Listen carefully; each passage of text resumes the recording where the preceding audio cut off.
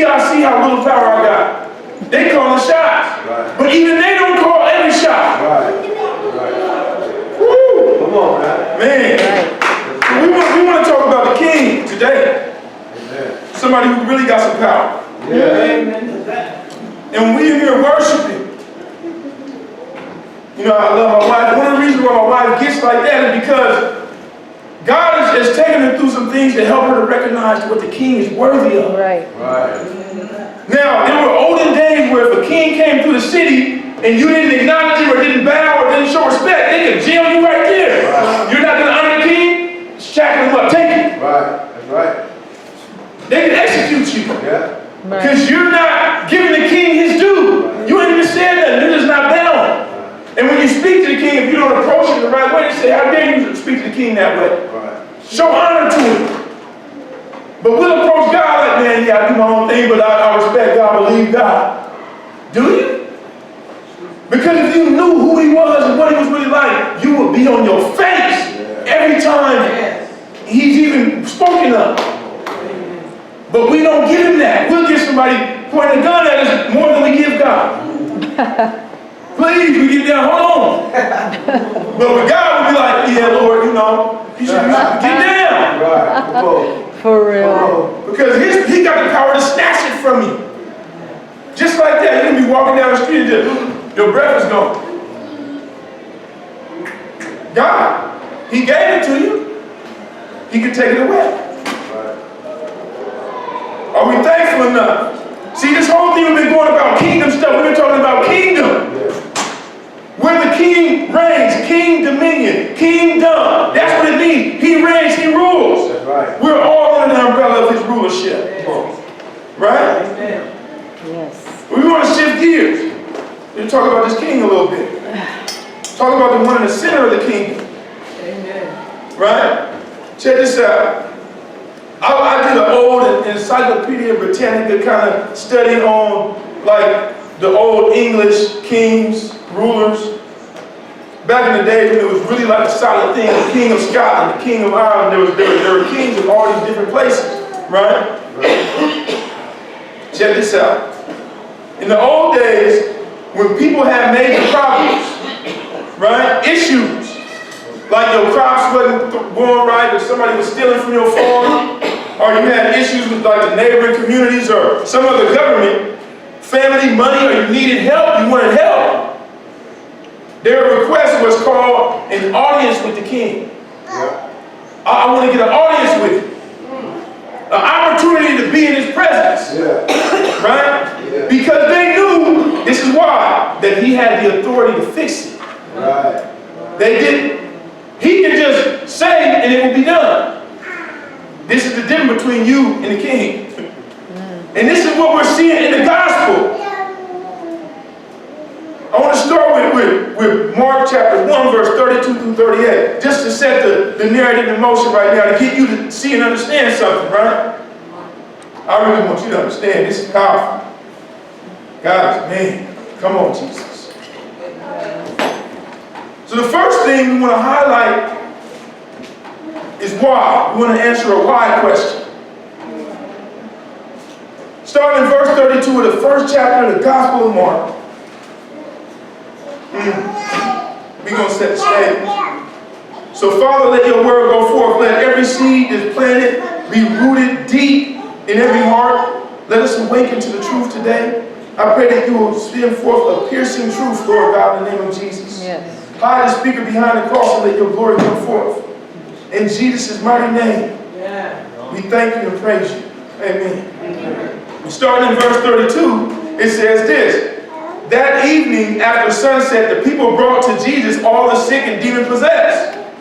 The whole town gathered at the door, and Jesus healed many who had various diseases. He also drove out many demons, and he would not allow the demons to speak because they knew who he was. The demons can't even speak unless Jesus left.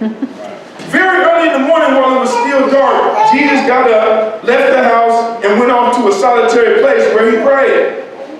Simon and his companions went to look for him, and when they found him, they exclaimed, "Everyone is looking for you." When they say everyone, they mean the whole town and the surrounding towns.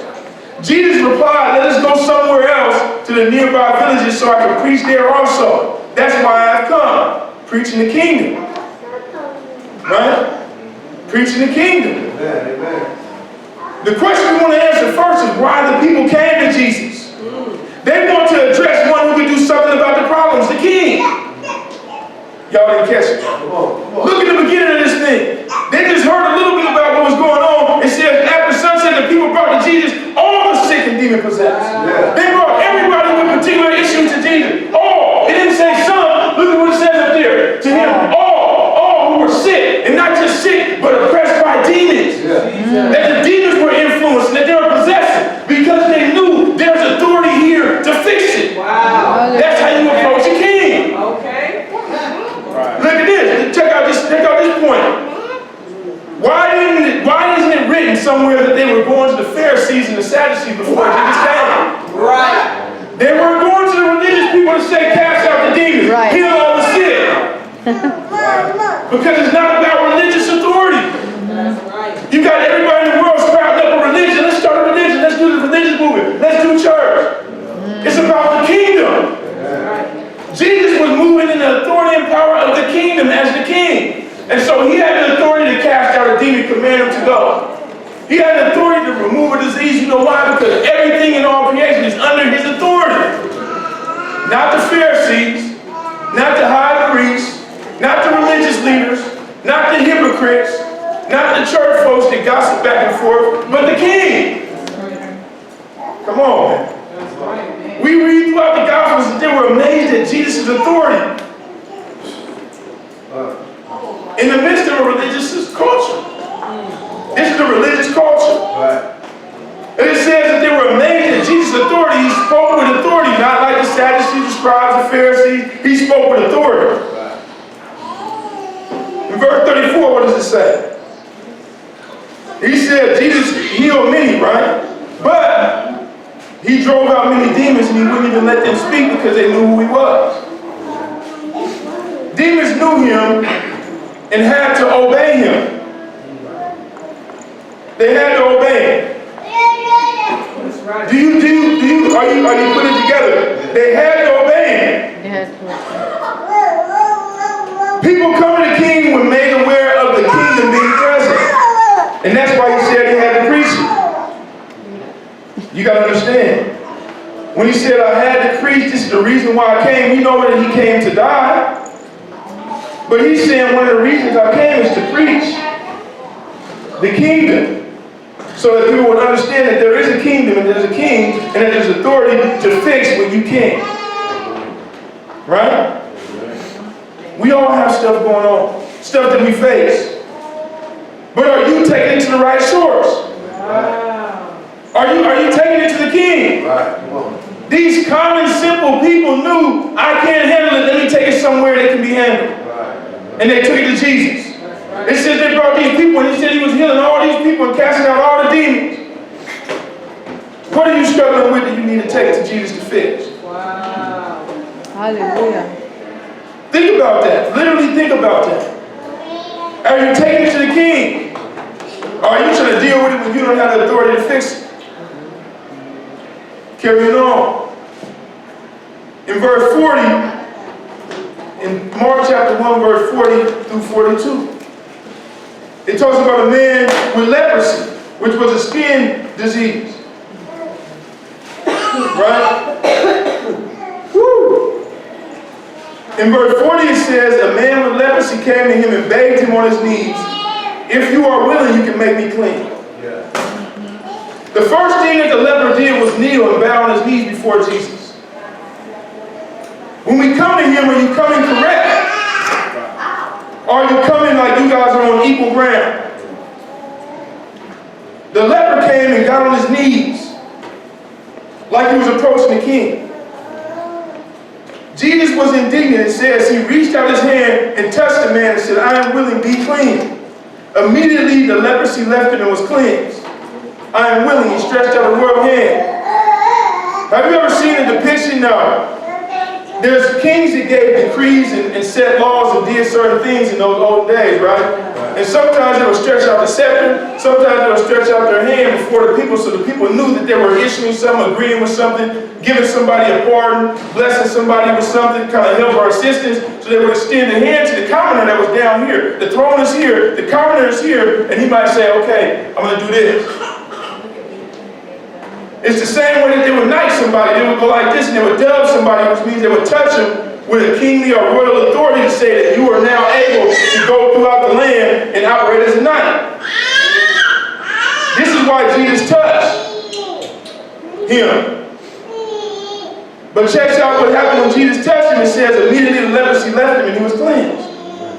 But Jesus gave a command to the leprosy. Be clean.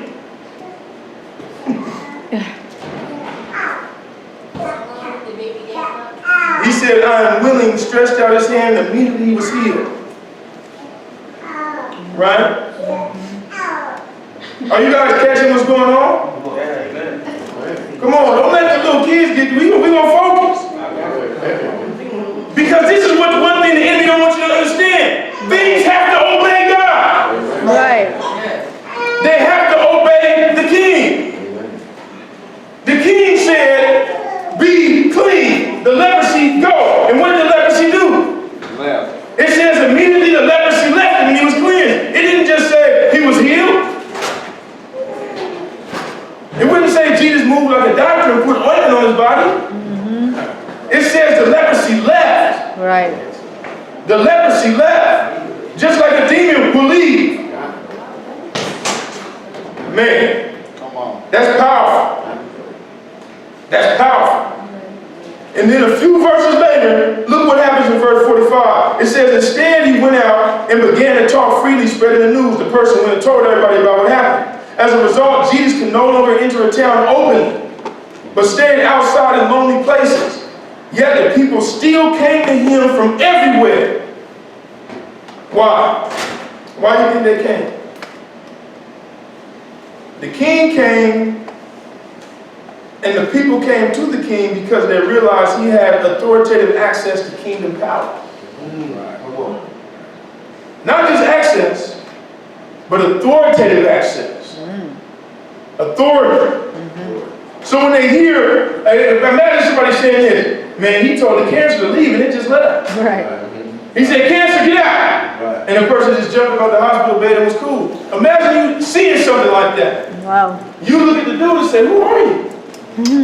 You just told it to go and it went. Right. It says immediately, so we're not talking about, okay, over a few weeks she got better, went into remission and stuff like that. He said go, and it says immediately the leprosy left. Right.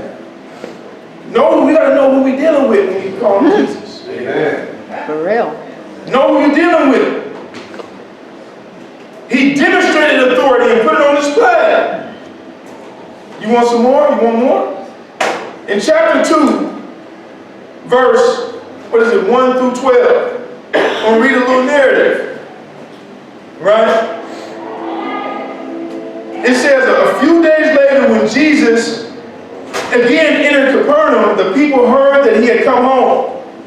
They gathered in such large numbers that there was no room left, not even outside the door. And he preached the word to them. Some people came, bringing to him a paralyzed man, carried by 4 of them. And since they could not get to Jesus because of the crowd, they made an opening in the roof above Jesus by digging through it and then lowered the mat the man was lying on. So they opened up the roof so they could get down in there to Jesus. So they take this dude, they climb up on the roof. And this is such faith, they know this is the God. Amen. When Jesus saw their faith, he said to the paralyzed man, son, your sins are forgiven. Demonstrated authority. Now some teachers of the law were sitting there thinking to themselves, why does this fellow talk like that? He's blaspheming. Who can forgive sins but God alone? Immediately Jesus knew in his spirit that this was what they were thinking in their hearts, and he said to them, why are you thinking these things? Which is easier to say to this paralyzed man, your sins are forgiven, or to say, get up, take your mat and walk? He said, but I want you to know that the Son of Man has authority on earth to forgive sin. Authority. So he said to the man, I tell you, get up, take your mat and go home. Another command. Jesus is not asking. He's not pleading with the Father, please let this man get up.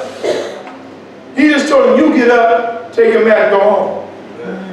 And he got up, took his mat, and walked out in full view of everybody. And this amazed everyone, and they praised God, saying, we've never seen anything like this. First, he preached the kingdom. Authority is best communicated when it's demonstrated. Like, you can talk about you got authority, but if I don't see it, I'll question that. Right? Right. Come on, man. I remember being around a couple people. Actually, it was the leader of this gang. It was like a white supremacist kind of gang. Right? And so there's two guys. One guy was the leader of the crew, and he was shot called. He was sending people to go do things, and they would go do it. Another guy was a member of the gang, but he didn't really have power like that. But he would walk around like he was the main dude and pretend and act a certain way. But then he got into a situation where he got, kind of wrapped up by the police. And so he was telling the police that he could just make one call, he could do all these things and stuff like that, right?